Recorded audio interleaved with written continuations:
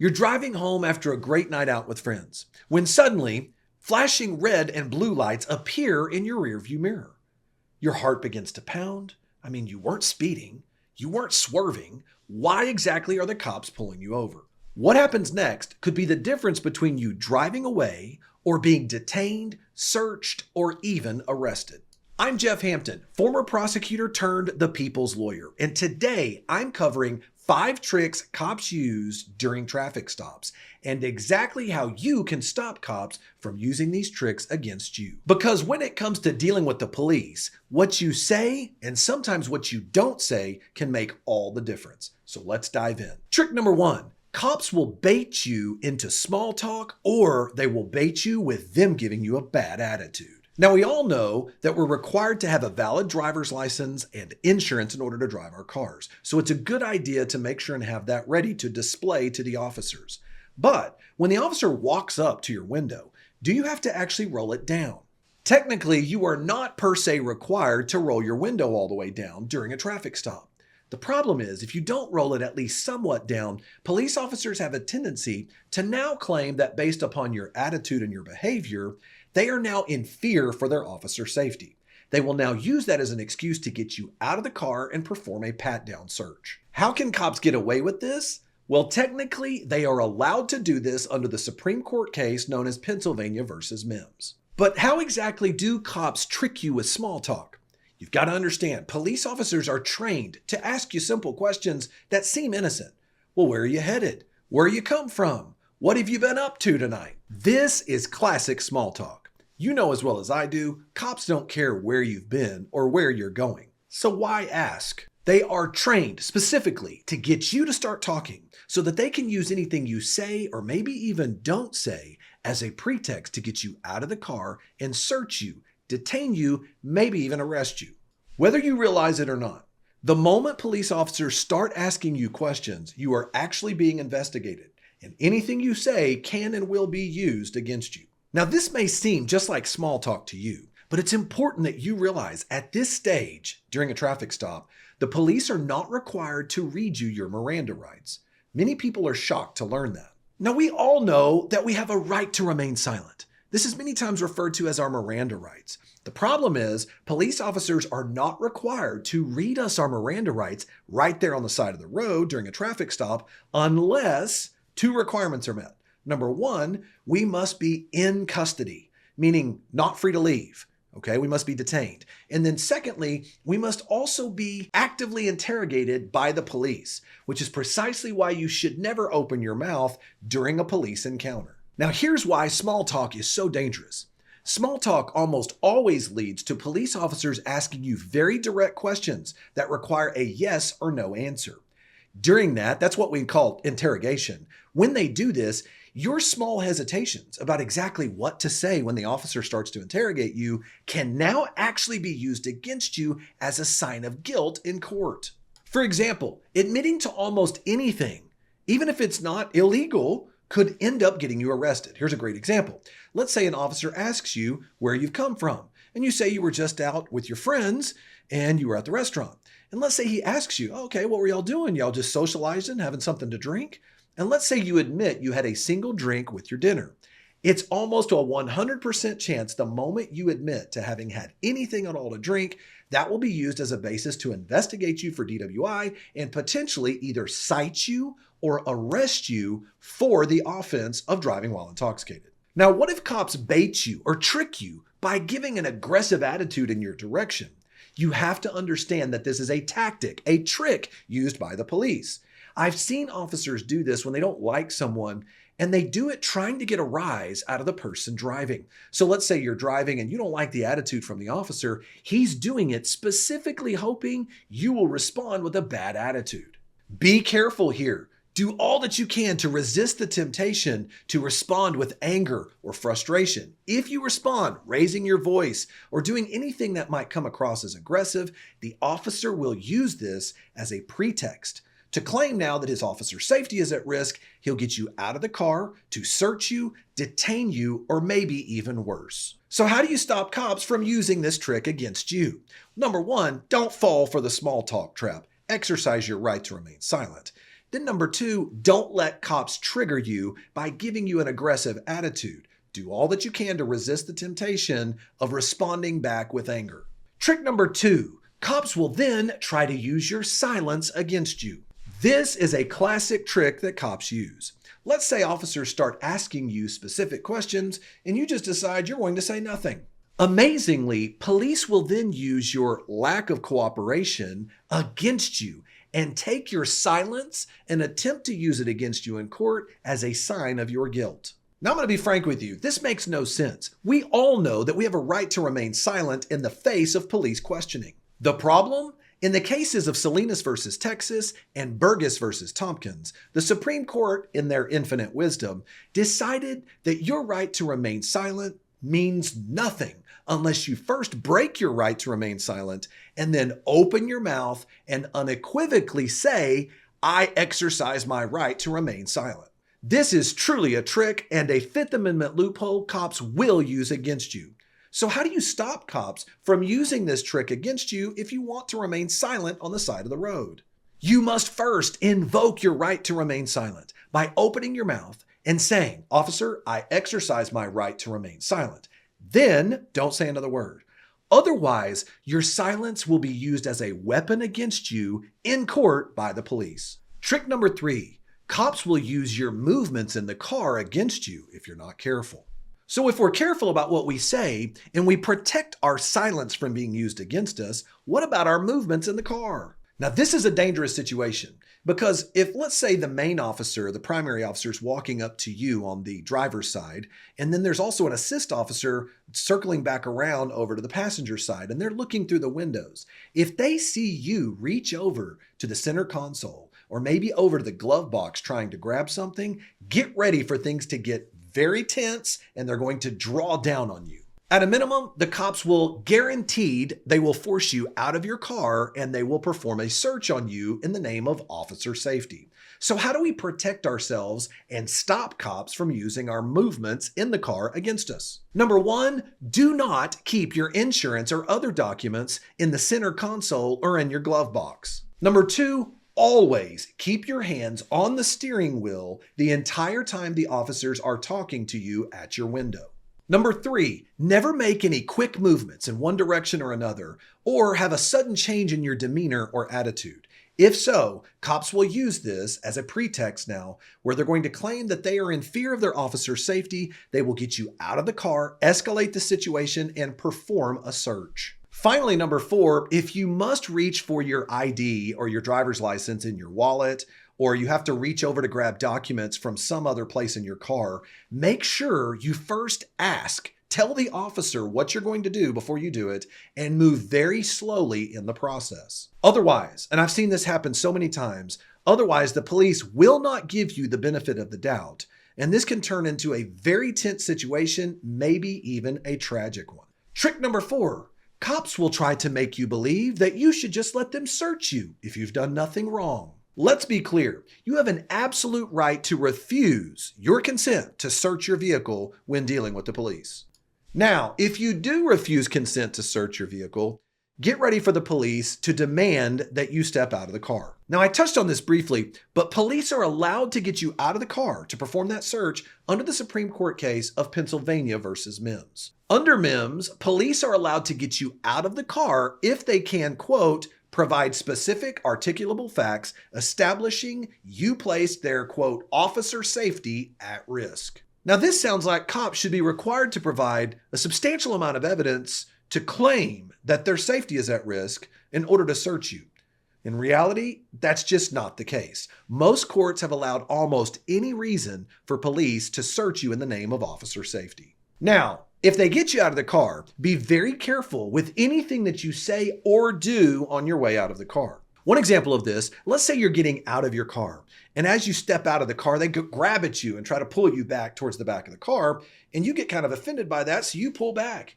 I've seen officers use that response as a basis to now arrest you, claiming you're either resisting arrest or detention. Now it allows them to arrest you and now perform a search incident to arrest. Also, be very careful brushing up against the officers or having any direct contact with them, because if the officer already has a negative attitude in your direction, You brushing up against them or accidentally bumping into them could be a basis for them to claim that you had committed some type of crime, like attempting to assault a public servant. My point, be careful when the officers get close to you. You will never be given the benefit of the doubt if there's any contact between you and that officer.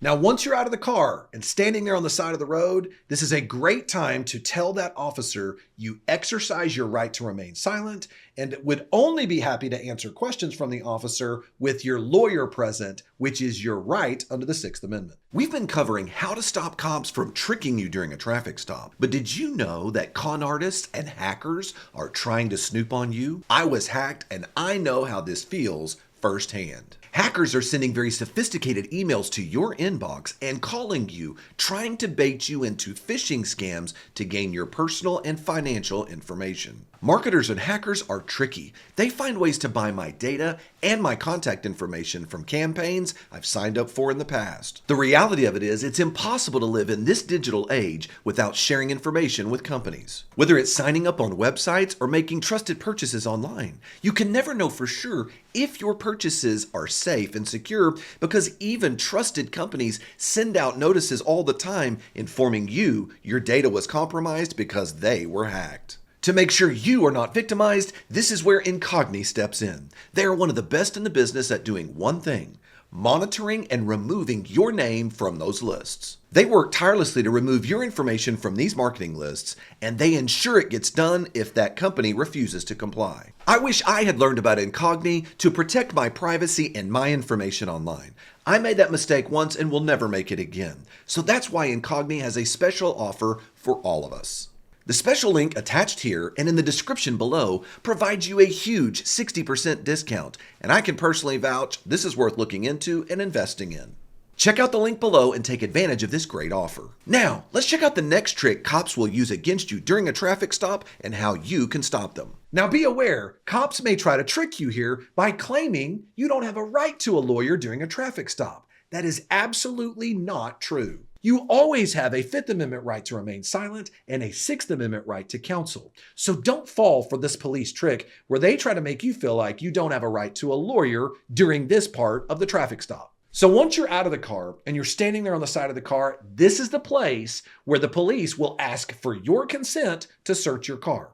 So what exactly are your options? Number one, you could just consent to the search. Now, I would never do this, but if you think you have nothing to worry about, this is a possible option. But beware, the moment you give consent, you consented to much more than a search. You consented to being on the side of the road for as long as they want to literally, and I mean this, tear apart your car to search for anything they want because you told them they could. Now look, there is a maxim under the law known as consent cures all. And I know some people don't understand this, but I have seen police officers literally rip apart the insides of a car, and after they didn't find anything, they just left everything sitting all over the ground for the owner to have to put it all back together. The moment they start searching, things can be twisted and manipulated, and they can take as long as they want there on the side of the road, all because you said yes. The point I'm making is you don't get extra credit for giving consent to search to the police. If anything, you are penalized because cops are counting on you to be naive and to believe that you have nothing to worry about and nothing to lose by giving consent to a search. Your consent not only allows them to tear apart the inside of your car, but it also gives them the ability to take whatever they find, even the things you didn't know about inside your car, and build a case against you. So what's your other option? Well, number two, you could refuse consent to search. And by doing this, you put the pressure back on the police to establish what's known as the motor vehicle exception to the search warrant requirement.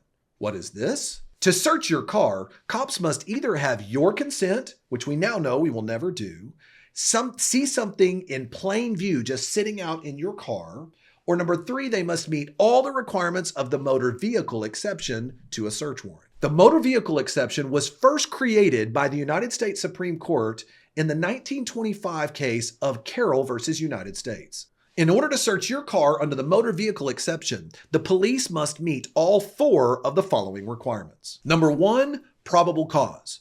Now look, the cops don't have to prove with absolute certainty that there's evidence in the car, but they must have some level of proof here, a minimal level of proof to establish some type of criminal activity is taking place.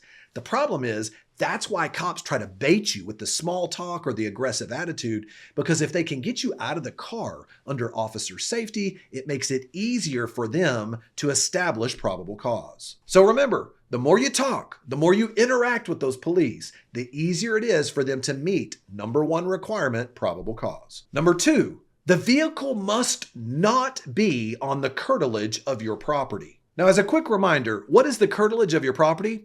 Well, it's the area immediately surrounding the inside of your home. So like your front porch, maybe your carport area, maybe around your backyard area. If you are parking your car there, that becomes a problem for the police to be able to meet the motor vehicle exception. So if cops did pull you over and you were on the curtilage of your property, the only way they could actually search the inside of your vehicle now is that, number one, they'd have to have a valid search warrant, or they'd have to have your consent, which you're never going to give them, or they must have what's called exigent circumstances. Exigent circumstances would have to be some type of emergency situation that would say evidence is about to be lost or destroyed, or that you somehow were about to drive away in the car. Number three, the vehicle must appear that it can run and drive. The Supreme Court used some terminology. They said that the vehicle must be apparently mobile. The court used that language because the cops only have to prove that it appeared capable of driving, not that it actually could operate and drive. Finally, number four, cops must search in a manner that would only be allowed under a valid warrant. In other words, whatever the cops claim they had probable cause to search for, they are only allowed to look in places where that item could be reasonably located. For example, if cops claimed that they had probable cause to look for something illegal in luggage, let's say they're looking for luggage in the car, they couldn't then go digging through the center console of the car because luggage can't fit in the center console. In other words, cops can't just go looking in any nook and crevice within the car if the thing they claim they are looking for couldn't fit there. Now, what if cops don't have probable cause under the motor vehicle exception? Are there any other tricks that cops can use to still be able to get inside your car and perform the search? That brings us to our next trick. Trick number 5. Cops may threaten that they will go get a drug dog and make you sit on the side of the road unless you consent to a search. Beware here. This threat by the police is nothing more than a trick. Why? Because under the Supreme Court case of Rodriguez versus United States, the Supreme Court said, and I quote, "Unless police have reasonable suspicion of a crime, it is an unconstitutional seizure for them to extend the traffic stop in order to conduct a dog sniff." The court went on to say that dog sniffs at traffic stops are considered searches within the Fourth Amendment that require probable cause, and police cannot use a drug dog to obtain that probable cause unless they already had reasonable suspicion. And here is a very important key point to remember here. If a police officer has already written you a citation or a ticket as a basis for that traffic stop, their authority ends at the moment they hand you that ticket. So what if it takes the cops 2 or 3 hours to get the drug dog out to your car to perform this search? In that situation, the Supreme Court has said that is an unreasonable amount of time to be held on the side of the road because they only had the authority to hold you there to write you a ticket. So that would now be an illegal search, a violation of your Fourth Amendment rights, but only if you refused consent to search. Now, some of you may be thinking, I'm not worried about this. I don't have anything in my car. And if they want to run a drug dog around my car, I have no problem with it. I just want to warn you, drug dogs are notoriously unreliable. Now, the amazing thing is drug dogs don't really have to be trained for the substances that they're searching for. In fact, in Florida versus Harris, the Supreme Court said that even if a drug dog is not trained on a substance that they alert for, that the police can still use this as probable cause, and it does not negate the drug dog's reliability in court. The harsh reality is that drug dogs are just not all that accurate. In fact, the Fourth Circuit Court of Appeals has admitted evidence against people for crimes where drug dog reliability has been as low as 43%. Now, I don't know about you, but giving consent to a drug dog search is nothing more than an open invitation for a dog to scratch up my paint job and to get inside my car and tear up the inside of my car for no reason. So how do you stop cops from holding you on the side of the road for a drug dog search? First, record the entire encounter with the police during the traffic stop. Number 2, do not consent to the search no matter what the police say. Number 3, ask repeatedly if you are free to leave the scene. If police say that you are not free to leave, you are now establishing proof positive that you are in custody, you are being detained, and you are not free to go. And it makes it that much easier for your attorney later to bring a cause of action showing that your Fourth Amendment rights were being violated, and if they attempt to try to perform a search on you, anything they find could be potentially thrown out in court. Finally, remain calm. Don't give the cops any reason to try to aggravate the situation further and to further limit your constitutional rights. But what if you do everything right during this police encounter and cops arrest you anyway?